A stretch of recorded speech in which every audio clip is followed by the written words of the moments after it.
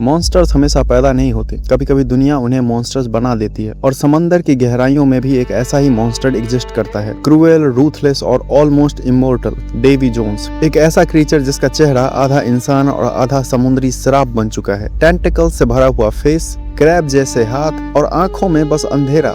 लोग उसका नाम सुनकर कांप उठते हैं। सेलर्स उसे डेथ का दूसरा नाम मानते हैं, लेकिन अगर गौर से देखो तो डेवी जोन्स विलेन नहीं है, वो बस एक टूटा हुआ इंसान है। एक ऐसा आदमी जिसने प्यार में सब कुछ खो दिया, अपनी ह्यूमैनिटी भी।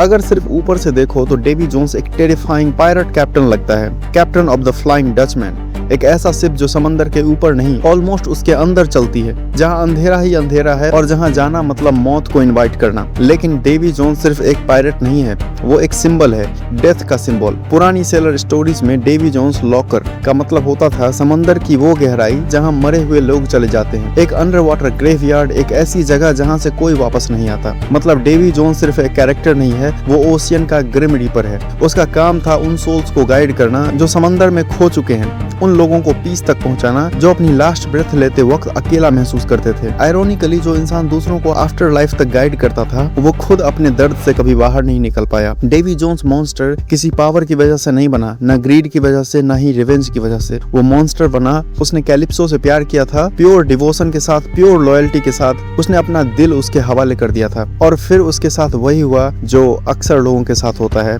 धोखा। कैलिप्सो ने उसका इंतजार नहीं किया और उस एक मोमेंट ने डेवी जोन्स को अंदर से तोड़ दिया। And that changed everything. जब इंसान किसी चीज से अपनी पूरी आइडेंटिटी अटैच कर देता है और वही चीज उसका साथ छोड़ दे, तब सिर्फ हार्ट ब्रेक नहीं होता, इंसान खुद को लूज कर देता है, उसका पर्पस चला जाता है, उसकी इमोशंस नम होने लगती है और धीरे धीरे वो दुनिया को पनिश करना शुरू कर देता है अपने दर्द के लिए। डेवी जोन्स ने लिटरली अपना दिल काट कर अलग कर दिया ताकि वो कभी दोबारा पेन फील ना करे। लेकिन इमोशंस को दबा देना और उनसे एस्केप करना दो अलग चीजें होती है। पेन को लॉक करने का मतलब ये नहीं कि वो खत्म हो गया है, कभी कभी वो और ज्यादा डेंजरस बन जाता है और डेवी जोन्स उसी डेंजर का लिविंग प्रूफ है। उसके बाद उसके पास कुछ नहीं बचा, न पीस, न ह्यूमैनिटी, न होप। बचा तो सिर्फ गुस्सा, बिटरनेस और एंडलेस लोनलीनेस। और वही लोनलीनेस धीरे धीरे उसको मॉन्स्टर बनाती गई।